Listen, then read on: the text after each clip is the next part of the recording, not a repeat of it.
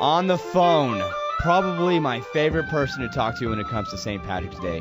I honestly don't feel my St. Patrick's Day is complete without talking to Guinness Master Brewer, Fergal Murray. Fergal, good morning, buddy. Hey, good morning. It's not often I get to talk to somebody who has a business card in their back pocket that reads, Head Brewer of Guinness. It's been known to get me in and out of pubs, all right, yeah. Do you just kind of go into it like, do you know who I am? Just kind of flash the... No, I daren't do that. You could upset the bartender that way. No, hopefully I go in with them knowing me. I'm coming in advance. You wouldn't want to be there to put them under pressure when they pour a pint, you know? I do the beer tips here on the 950, and I always stress the fact that how important it is to pour that perfect beer.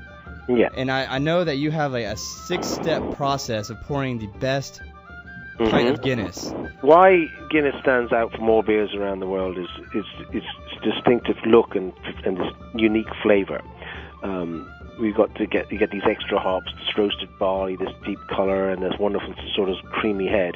To get that, you must make sure that the ritual of serve is completed properly. So Guinness adorers all over the world love to have 4 things: a great pub, a bartender that doesn't disappoint, because the Guinness adorer loves to drink the pint with his eyes first. He wants to see that visual look. He wants to see that beautiful creamy head sitting proud upon that wonderful black dark nectar.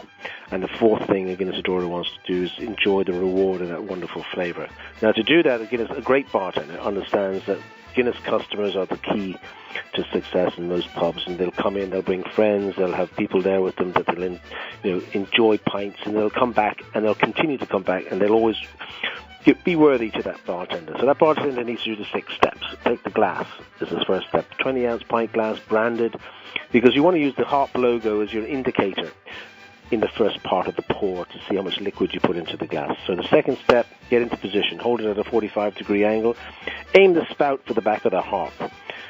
Then in the third step, a nice smooth flow, tender, let the liquid flow into the glass up to about 3/4 of the way, so the head rises just above the top of the harp. And what you'll see then in step 4 as it settles, you'll have black liquid with the white logo in front, and the head will form between the top and the bottom of the harp. And you get to see the cascade and surge as the 10 million bubbles come alive in the glass. And that's the iconic Guinness look. These bubbles can't escape because you want to create in the 2-part pour. And the reason we do a 2-part pour is because you want to have this strength created in the head. You're like an architect. Strong foundation, because in step 5, when you fill up the glass, you're going to be able to put a dome across the top. So after it's settled, you've given the consumer an opportunity to see it surge, you bring it back, you top it off, and you bring the head to be proud of the rim. Just about 2 or 3 millimeters proud of the rim. And then step 6 is you hand it over to the customer. So 1, the glass, 2, the angle, 3, the pour, 4, the surge and settle, 5, the top up, 6, the presentation, and then the customer gets the pint.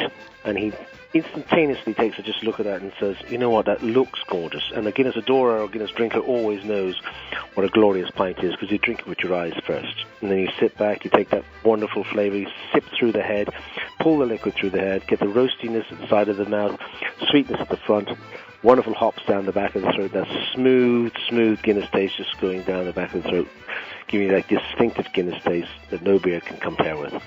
I don't know, all of a sudden I'm really, really thirsty. Fergal, let me ask you something. What happens if the bartender doesn't give me that correct pour? I mean, do I send it back? What do I do? You can, if it's a ridiculous pour, send it back, yeah. I mean, if he's made a good effort, maybe sort of say to him, look, can you be a little bit more careful?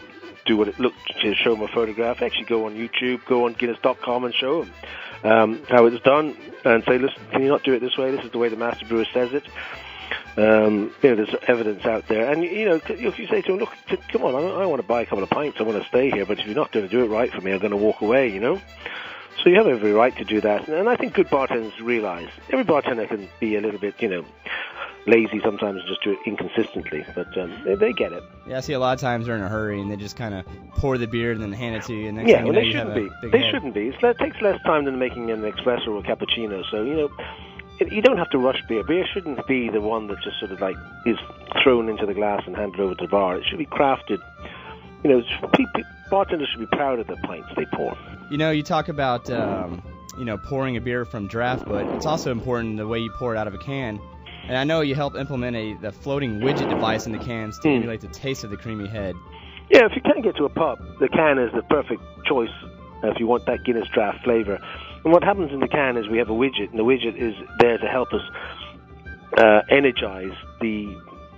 provide the energy conduits so that when you crack open the can, the pressure drop happens and the liquid nitrogen inside the beer, inside the widget, inside the beer, inside the can wants to escape.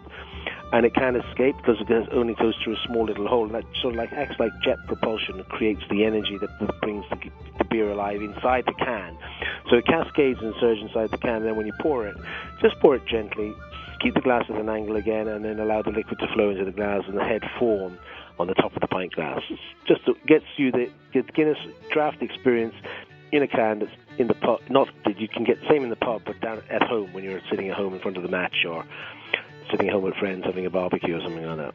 Now, is it important to have a certain kind of glass when you're drinking a Guinness? Yeah, well, the pint glass is what it looks beautiful in. The tulip-shaped pint glass is the right shaped glass, and just looks more aesthetic and more gorgeous than the shaker and anything else. So I'd recommend putting in the pint tulip glass at all times. Yeah. But would it taste differently if I put it in a tea glass or anything? No, the taste doesn't happen. It's just the perception. But people's tastes are affected by the visual impact. And that's the critical thing. If it doesn't look good, unless you can bypass the taste will just sort of be the same anyway. You know what I mean? That's all about presentation. Presentation, yeah. But that's why Guinness stands out. It's distinctive from every other beer around the world because it does have to be gorgeous every time it's poured. But you don't find that with other lager beers, particularly.